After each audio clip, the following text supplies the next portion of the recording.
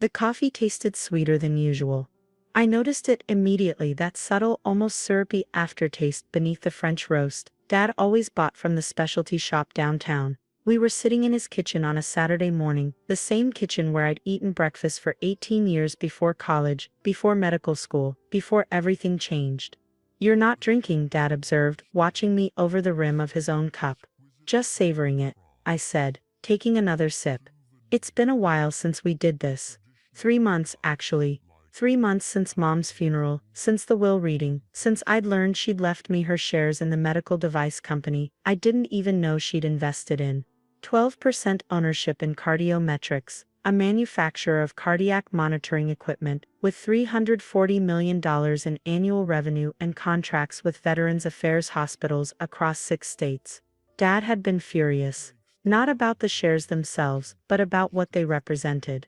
Mom's acknowledgement that I'd actually accomplished something, that my little medical career had value. That founding a surgical residency program at 32 years old meant I understood healthcare in ways his 40 years selling insurance never could. "We should talk about your business situation," Dad said, refilling his own cup, but not mine. "The company shares your mother left you." "Cardiometrics," I said. "I've been reviewing their operations.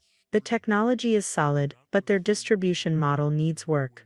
That's what I want to discuss." He leaned back, relaxed. "You're a doctor, not a businessman. Managing medical device manufacturing, dealing with FDA regulations, government contracts, it's beyond your expertise." I'd heard variations of this speech my entire life. Medicine was beyond my capabilities until I finished my residency. Chief of surgery was too ambitious until I was appointed at 31. Building a cardiac program was unrealistic until we performed our 200th successful procedure. "I've been consulting with their executive team," I said. "The board wants to expand into remote monitoring systems. I have some ideas about integration with hospital networks." "That's exactly my point." Dad's voice hardened slightly. "You're playing businessman when you should focus on surgery. These shares are a distraction you can't afford. Mom thought I could handle it. Your mother had terminal cancer when she made those decisions. She wasn't thinking clearly." The words hung between us, ugly and cruel. I set down my cup. "I should go," I said, standing. That's when my throat started closing. It began as a tightness, like I'd swallowed something too large. Then my heart began racing. Not the elevated pulse of anger or anxiety, but a galloping, irregular rhythm that made my vision blur. I grabbed the edge of the table. "Dad." "Sit down, Michael," he said calmly. "We're not finished discussing this." My legs gave out. I collapsed back into the chair, gasping. The tightness in my throat was spreading to my chest. My hands started trembling, then convulsing. Medical training kicked in through the panic. Tachycardia, respiratory distress, neurological symptoms. Poisoning. "What did you—" I couldn't finish the sentence. My tongue felt thick, unresponsive. Dad watched me with the same expression he'd worn when I told him I was going to medical school instead of taking over his insurance agency. Disappointed. Resigned. Certain I was making a mistake. "Dead people don't own companies," he said quietly. "Your mother should have left those shares to me. I would have known what to do with them. But since she didn't, I'm correcting her error." He was going to let me die. Right here in his kitchen, watching calmly over his coffee while I suffocated.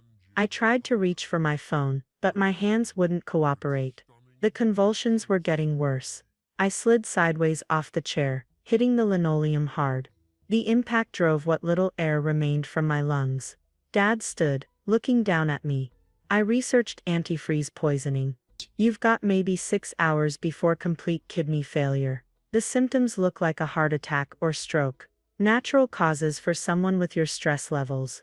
He paused. "I'm sorry it came to this, but you've always been stubborn."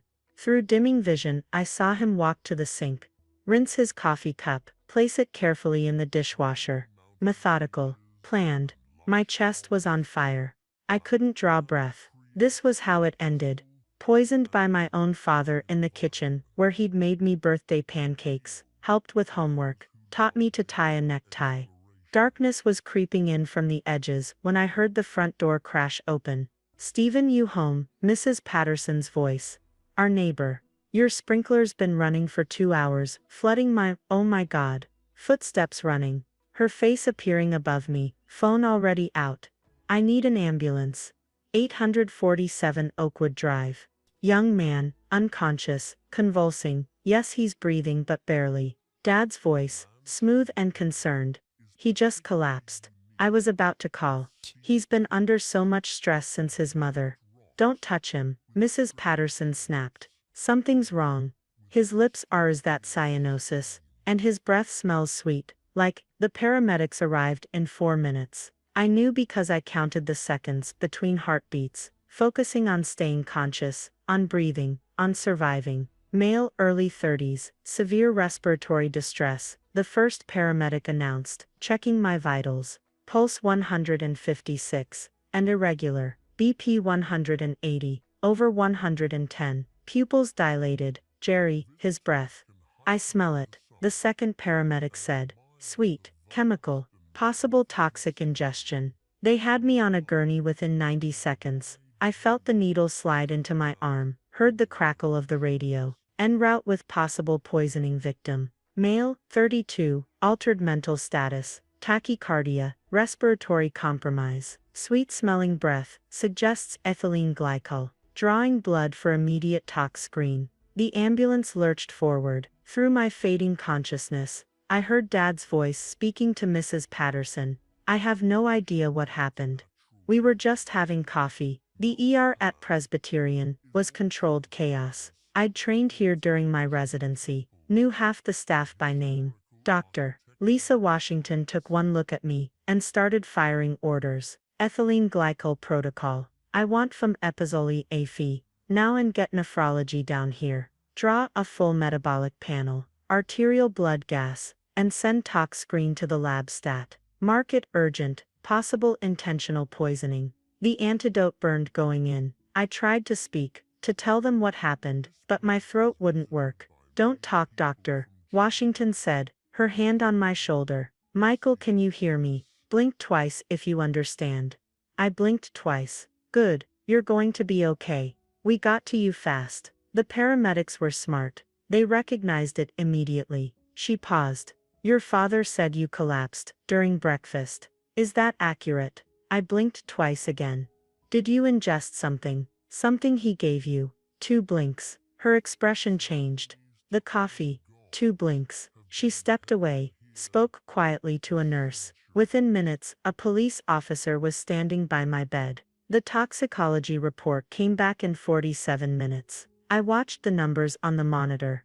My physician brain cataloging the crisis my body was fighting: severe metabolic acidosis, acute kidney injury beginning, cardiac arrhythmia, another hour without treatment, and I'd have been in complete renal failure. Dr. Washington returned with 2 people I didn't recognize. A woman in a dark suit, and a man with a federal badge clipped to his belt. Dr. Reeves, the woman said. I'm Special Agent Patricia Morrison, FBI. This is Agent James Torres. Your toxicology results showed ethylene glycol at levels consistent with intentional poisoning. The hospital flagged it immediately, due to federal protocols. Federal protocols. The phrase cut through my medication haze. Cardiometrics held contracts with VA hospitals. Any attack on ownership or leadership triggered automatic federal investigation. Industrial espionage safeguards I'd read about in the board briefings. Your father is being detained for questioning, Agent Morrison continued. But we need to understand the full scope here. You're listed as a 12% shareholder in Cardiometrics Medical Technologies. Is that correct? I managed a hoarse whisper. Yes, and your father knew about this ownership. Found out 3 months ago. Mom's will. Agent Torres made notes. Cardiometrics holds federal contracts worth $86 million annually. They manufacture cardiac monitoring equipment for VA hospitals and military medical facilities. Any threat to company leadership triggers our involvement. He paused. Your near death would have created serious complications for those contracts. More than that, a new voice said. I turned my head, difficult with the IV lines and monitoring equipment, and saw Richard Moss, Cardiometrics CEO, entering with hospital security. Michael isn't just a shareholder. As of last week, the board voted to appoint him Chief Medical Officer, effective immediately. Agent Morrison's expression sharpened. So the victim's father attempted to murder someone who was about to assume a senior executive role in a federal contractor company. Correct, Moss said. We'd planned to announce it Monday. Michael's expertise in cardiac surgery, combined with his research in remote monitoring systems, made him uniquely qualified. We're developing next-generation telemetry for deployed military personnel. He looked at me. I'm sorry, Michael. We should have provided security training, should have anticipated. How would he know? I whispered. I haven't told anyone. Your father didn't know about the CMO position. Agent Torres confirmed. He just knew about the shares from the will. But even that was enough to trigger this. The morphine was making everything soft and distant, but I forced myself to focus. The coffee. He made it before I arrived. Specific cup. He didn't drink from it. We've secured the residence. Agent Morrison said. Crime scene team is processing everything. The antifreeze container was still in his garage. Recent purchase, matches the chemical signature. She paused. Dr. Reeves. I need to ask, did your father make any statements before or during the poisoning? He said. I had to stop, gather strength. He said dead people don't own companies. That mom should have left the shares to him. That he was correcting her error. The agents exchanged glances. That's premeditation, Torres said. Not heat of passion, not impulsive, calculated murder for financial gain. Over the next 6 hours, as the foam pibsol fought the poison in my system, and dialysis filtered my blood, the investigation expanded. I learned this in fragments, through conversations I overheard, updates from Agent Morrison. Between my treatment cycle, 8 federal agents were ultimately assigned to the case. FBI, for the attempted murder, Defense Criminal Investigative Service, because of the military contracts, Virginia Office of Inspector General for the federal healthcare angle, and FDA because cardiometrics devices fell under their regulatory authority. Any disruption to the company's leadership required immediate investigation to ensure continuity of critical medical supply chains. Dad had bought the antifreeze 2 weeks earlier, paid cash, driven to a hardware store 40 miles away. Security footage showed him making the purchase. His internet history revealed searches for antifreeze poisoning symptoms, inheritance laws when child dies, and corporate succession for shareholders. He'd planned it methodically. Wait until we'd reconciled enough for me to accept a breakfast invitation. Poison the coffee. Let me die of apparent cardiac arrest. Believable for a cardiac surgeon, working 80-hour weeks. Claim the shares through inheritance. Either sell them immediately, or leverage them for a board position he'd never earned.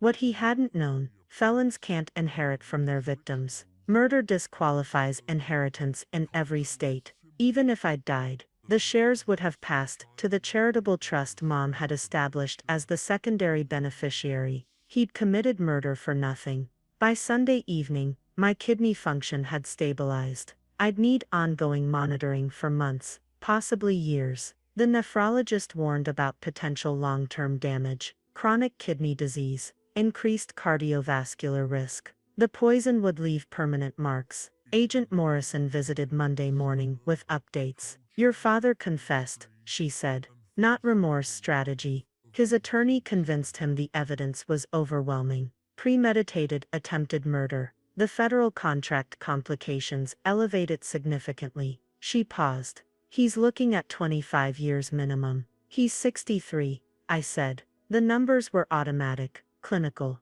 He'll die in prison. Yes, I should have felt something. Grief, anger, vindication. Instead there was just emptiness. The man who'd raised me, who'd taught me to ride a bike and throw a baseball, had calmly prepared poisoned coffee and watched me convulse on his kitchen floor. The cardiometrics board wants to postpone your CMO appointment, Agent Morrison continued. Give you time to recover. They're offering full medical support, whatever you need. No, I said. I start Monday as planned. She raised an eyebrow. You nearly died 3 days ago, which is exactly why I need to start immediately. I shifted in the hospital bed, every movement sending aches through my poisoned muscles. My father tried to kill me, because he thought I was playing at business, that I didn't deserve what Mom gave me. The best response to that is proving him catastrophically wrong. Agent Morrison smiled slightly. Understood. I'll inform the board. She turned to leave, then stopped.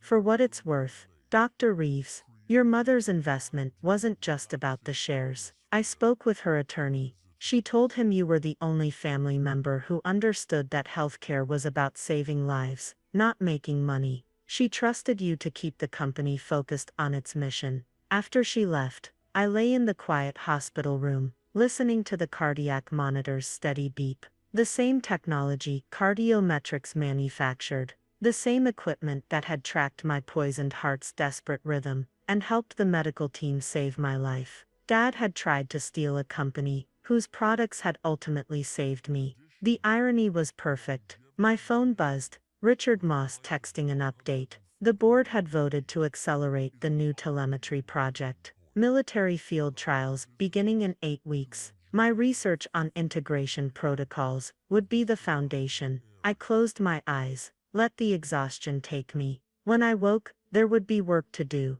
Kidney function tests, dialysis schedules, physical therapy. Recovery from attempted murder took time. But I was alive. The company was intact. And my father was learning that dead people don't own companies. But attempted murderers don't inherit them either.